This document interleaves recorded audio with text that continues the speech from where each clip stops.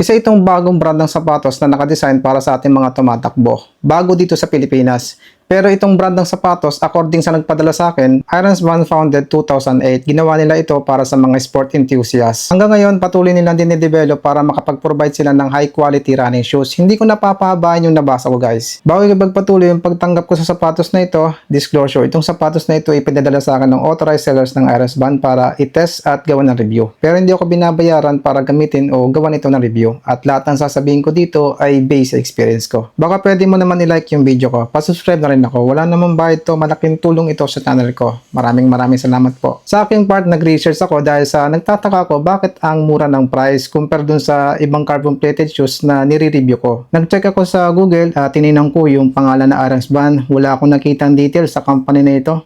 Nag-check din ako sa YouTube. Meron ako nakikitang nagre-review mga taga Brazil, Europe, Thailand, may nakita ko mga video. Nagtingin din ako sa lahat ng online shop, mga international, local. May nakikita ko na parehas ang price nila. So tinanong ko sila kung bakit mababa yung presyo ng sapatos nila. Baka hindi legit, yun ang iniisip ko nung una. Ang sabi nila, kaya daw mababa yung sapatos nila ay nagsisimula pa lang silang magpakilala dito sa Pilipinas. Pero hindi pa rin ako nasatisfy sa sagot na ganyan, sa paliwanag na ganyan. So humingi ako ng details para malaman ko kung sila ba ang may-ari ng Ironsband. Pinadala nila ako ng PDF file at ang nabasa ko doon sila ay authorized seller. At yung nagpadala nitong sapatos ay isang marketer ng Ironsband. Hindi pa rin ako masatisfy at gusto ko masabi nila sa akin na kung original ba o 100% authentic ba yung sapatos nila. So, sinagot naman nila ako na yung sapatos nila ay 100% authentic, 100% original. Hindi ko lang mapakita sa inyo yung usapan namin, yung pinadala sa aking PDF file kasi confidential yon. Ang huli kong ginawa ay inopen ko yung Strava ko. Pinuntahan ko yung gear kung nakalista ba yung sapatos na to. Masaya naman ako at recognize ni Strava itong Ironsband. Nasa listahan. So pag-usapan na natin guys yung specs nito. Yung upper material nito ay double jacquard cyanogen. Kapag tinitingnan ko siya guys, para siyang katulad ng Flame 3.5 ang upper material na transparent. Makikita na yung suot mong medyas kung anong kulay. Tapos itong toe cap, para siyang manipis na rubber na malambot. Sa sidewall na to, nandito yung Ironsband. Tapos dito sa kabila, may nakalagay din na Ironsband. Meron dito nakalagay na Chinese language. Dito sa likod, may nakalagay na Reiho. Tapos 2.0. And then dito sa likod ay yung manipis na linya na to ay reflectorized. Merong hawakan para kapag ipapasok natin yung heel dito ay hindi tayo nahihirapan. Napansin ko lang guys, parang hindi breathable yung upper layer nito kasi wala akong nakikitang butas-butas. Parang kulong na kulong. Tingnan ko lang guys. Subukan ko lang. Check natin ng maayos. Malakas yung hangin na pumapasok dito sa loob. Breathable yung upper layer nito. So meron itong 1, 2, 3, 4, 5, 6 lacing holes. Tapos yung pang-anim na lacing holes ay nandito sa baba. So mako-customize mo pa rin. May ilalak mo pa rin yung maayos yung paa mo dito sa loob para hindi basta-basta dudulas dito sa heel. Yung sintas naman niya guys ay stretchable na malapad. Yung tang naman niya guys ay sakto lang ang lapad. Medyo maiksi ng konti yung kanyang tang. Tapos, may nakalagay ditong foam na manipis. Magkabila. Tapos, yung kanyang material, para itong velvet knitted woven na mayroong maliliit na butas para sa pagiging breathable nito. Na may nakalagay na Ironsband. Dito naman sa loob, iba yung texture ng kanyang tela.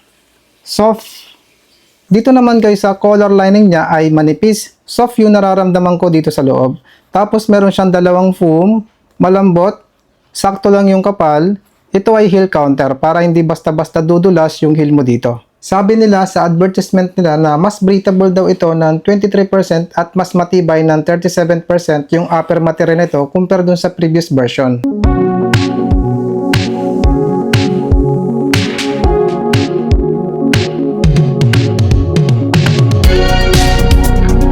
Yung midsole naman ito guys ay double layer, double density, super critical midsole. Tapos yung material ng midsole nito ay Etronil Carbon Ray Niton 3 na merong rate na 92%. Tapos yung kapal naman dito sa forefoot ay 30mm, tapos dito sa rear foot ay 37mm. So meron itong 7mm drop. Kapag tinitingnan ko guys yung midsole ng ganito, ang aggressive niyang tingnan kasi mataas yung curve dito. Napansin ko lang guys, dito sa shape ng midsole, dito sa forefoot ay malapad. Tapos pagdating dito sa heel, medyo hindi siya ganun kalapad. So tingnan natin kung anong effect nito sa takbo. Meron itong full palm silver carbon wire T800 grade carbon plate na nagbibigay ng 20% increase push-off efficiency. Tapos nagbibigay ng stability dito sa sapatos na naka-sandwich dito sa midsole. At nakikita na rin yung kanyang carbon plate dito sa forefoot. CPU material naman yung rubber outsole nito na mayroong properties na dry and wet pavement skid resistant. Kapag tinitingnan ko guys yung rubber outsole nito, yung kapal niya, sakto lang ito sa pang speed training at race day. Tingnan nyo guys oh. Balikan nyo yung video na to dahil itatakbo ko to ng 21 km. Tingnan nyo kung mabilis bang mapudpod sa ganitong angle.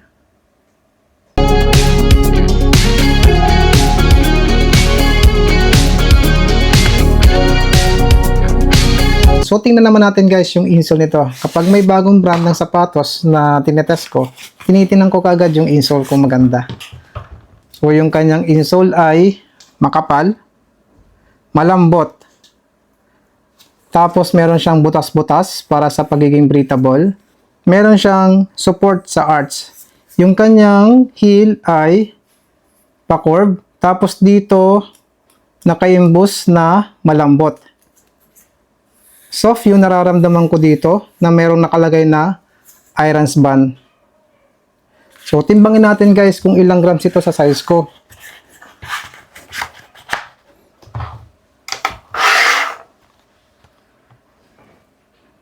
So ito'y tumitimbang ng 216 grams sa size ko. So napakagaan itong sapatos na ito. So tara, itakbo na natin to sa half marathon.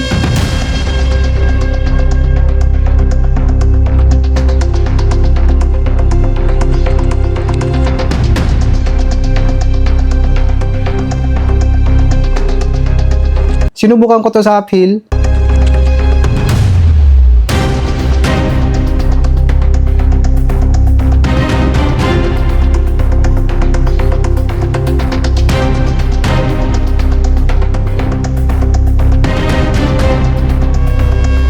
At sinubukan ko sa downhill.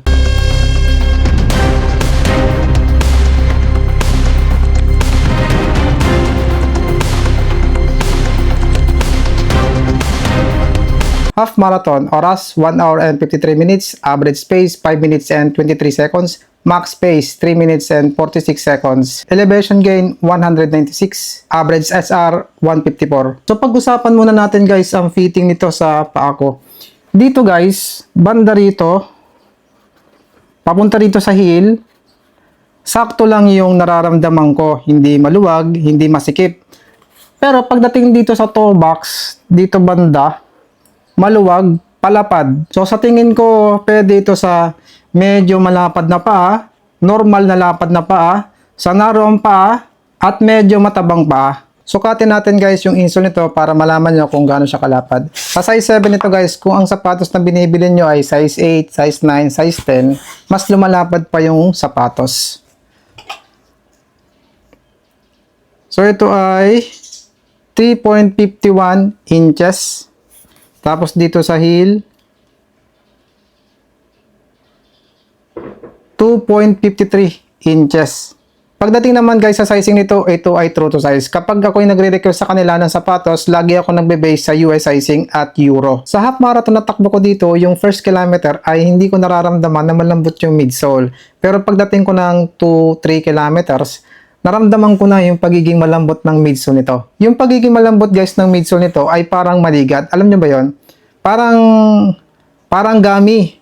Di ba yung gummy guys ay siksik? Hindi mo siya basta-basta ma-press. Kailangan mong lagyan ng konting effort o lagyan mo ng effort para ma-press mo ng gusto. Ganon nagre-react yung midsole nito. So kailangan mong lagyan ng konting effort para ma-press mo ng gusto, para maramdaman mo yung malambot na midsole nito. Yung effort na sinasabi ko dyan, kailangan mong itakbo ng 5 minutes, 4 minutes, at 3 minutes per kilometer para ma-enjoy mo yung sapatos na ito. So, ibig sabihin din, itong sapatos na ito ay pang speed training, pang long run, at pang race day. Yung pagiging responsive naman guys ng midsole nito, hindi ko nararamdaman yung pop-up. Hindi katulad ng 361 degrees at X-step. Yung mga midsole nila at yung carbon plate nila, nararamdaman ko yung pop-up. mabilis, snap. Yung midsole nito guys ay heavy, mabigat yung bigay ng response ng midsole nito. Parang binubuhat yung paa mo pataas. Ramdam ko yung energy feedback ng midsole nito at nung carbon plate. Hindi ko naman nararamdaman na delay yung response ng midsole nito at nung carbon plate. Mabilis din. Dahil sa hindi ko nararamdaman na bumababa ng gusto yung midsole kapag tumatapak ako sa ground,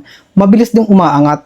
Tingnan nyo guys kung gaano kalambot yung midsole nito. Sa pagiging stable naman ito guys, napaka-stable nito sa pantay na kalsada. Wala ko nararamdaman na gumigewang yung paa ko dito sa loob. Hindi ko nararamdaman na dumudulas yung paa ko dito sa loob. Pinakita ko sa inyo yung takbo ko sa uphill para malaman nyo yung reaction ng midsole nito at yung stability nito. Pinakita ko rin sa inyo yung downhill na takbo ko para malaman nyo kung paano din mag-react yung midsole nito sa downhill kung stable pa. At para sa akin, napaka-stable nito. Pero nung napadaan ako sa rutang, may biglang liko.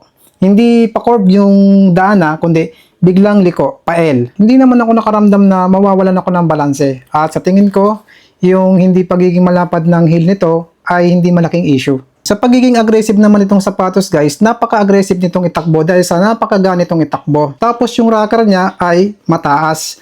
Nung sinubukan kong tumakbo ng 300 meters kanina, nung tumatakbo ko ng 21 km, nakapick up kagad ako ng mabilis na pace, kaya umabot ako ng 3 minutes per kilometer. Pero kailangan nyo syempre mag-training ng gusto para ma-benefits nyo ng gusto yung paggamit ng sapatos na to. Dahil sa meron tong 7mm drop na nasa sweet spot ng drop ng sapatos, pwede ito sa forefoot strike, midfoot strike at heel striker. At sa pakiramdam ko sa midsole nito, malambot yung nandito sa heel. May sapat na malambot para sa mga nag-heel strike. Itong sapatos ay kailangan yung i-break in. Ito lang midsole para maging komportable kayo. Kasi yung upper layer naman to, maayos naman ang pagka-fit sa akin. Nakuha ko yung break-in period nito sa 1 km sa pace na 5 minutes per kilometer. Hindi ko ito marerecommend sa mabagal na pace sa mga 7 minutes o 8 minutes per kilometer. Baka hindi nyo maramdaman yung malambot na midsole nito. So pag-usapan naman natin guys yung durability nito.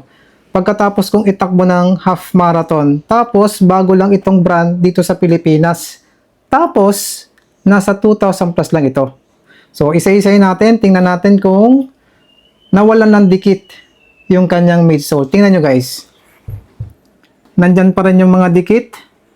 Wala akong nakikitang umangat na dikit o yung upper layer ay umangat dun sa midsole. Walang natuklap dito. Ito sa kabila. Walang tuklap. Yung kanya namang upper, tanggalin ko yung palaman para makita ninyo kung na-deform ba kagad yung upper. Ayan yung upper niya. Ganon pa rin. Tapos yung kanyang midsole, walang bitak-bitak. Parang bago pa rin dito sa kabila. Andyan pa rin, parang bago pa rin dito sa heel. Tapos dito sa rubber outsole. May gas-gas ng konti dito sa gilid. Pero dito wala. Wala. Dito sa heel may konting gas-gas. Yung carbon plate naman niya ay buo pa. Tanggalin natin yung insole para makita natin kung natanggal yung mga tahi. Luluwagan ko lang. Importante to kasi syempre ayoko naman masayang yung ipambibili nyo dito. Kahit na mababa lang yung price niya, kailangan matibay din. So ito yung kanyang loob. Tingnan nyo guys. Andyan pa yung mga tahi, walang putol na tahi, walang bitak-bitak na footbed sa loob. Dito naman sa insole, walang natuklap na tela. Walang bitak-bitak. Hindi basta-basta na di-deform. Matibay. Nakaka-amaze itong sapatos na ito. Merong carbon plate, makapal lang midsole, maayos ang pagka-response, stable, matibay. Nasa 2,000 plus. Para sa akin sulit na ito. So pag-usapan natin guys kung anong hindi ko nagustuhan sa sapatos nito at nagustuhan ko. Unahin ko sa na nagustuhan ko. Ang sarap ng itakbo lalo na kapag tumatakbo ka na mabilis tapos malalaki yung hakbang. Ang ganda ng response ng midsole nito. Tapos ang ganda rin ng transition ng hakbang ko. Effortless. Nagustuhan ko din yung malambot at responsive na midsole. Talagang naramdaman ko yung propulsive at energy return. Swak na swak ito sa ating mga gustong kumuha ng PR. Nagustuhan ko din yung pagiging comfortable at nakalak ng maayos yung paa ko dito sa upper layer. Kahit na 6 lang yung lacing holes nito. Tapos hindi basta-basta dumudulas yung heel ko dito sa heel counter kahit na wala dito sa gitna. Nagustuhan ko din yung upper design niya tapos yung color. Kasi kanina habang naglalakad ako pagkatapos kong tumakbo, maraming napapatingin dito sa sapatos. Eye-catching. Maganda to gamitin sa kalsada for safety. Mabilis kang makita. Ang hindi ko lang nagustuhan dito sa sapatos guys ay yung kanyang sintas. Masyadong maikli. Kapag kasi nagtatali ako guys ng sintas, ganito yung ginagawa ko kahit anong brand ng sapatos. Ganito yung ginagawa ko. Para mas nakalak. Ayan. Sa kabila.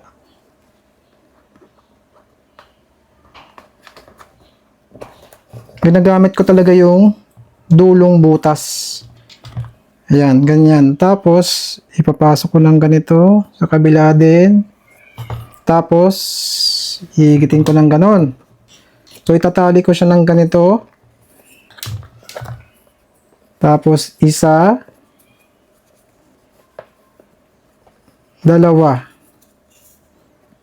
Para nakalak ng gusto. So, ayan na yung natira sa kanya. Maiksi masyado. Tapos, yung kanyang tang ay maiksi din. Ayan. Pero hindi naman pumupunta yung dulong tali dito sa may paa ko. Dito sa may binti ko. Hindi naman kumikis-kis doon. Hindi ako nakaramdam ng discomfort. Nga pala guys, may kasamang medyas nung binuksan ko yung box nitong sapatos. Tsaka itong wipes. Yan din yung nakikita ko na nagre-review dito sa YouTube. So ayan muna sa ngayon guys. Tapos itong sapatos ay available sa TikTok ko. Tap nyo lang yung profile ko. Tapos pag nakita nyo yung icon basket o yung showcase, tap nyo lang yon, makikita nyo yung sapatos na ito. Available din ito sa Shopee pero hindi supported ang COD. Sa TikTok ko, available po ang COD. Ilalagay ko sa description ng link kung saan mabibili. Maraming salamat po sa panonood at transafe po.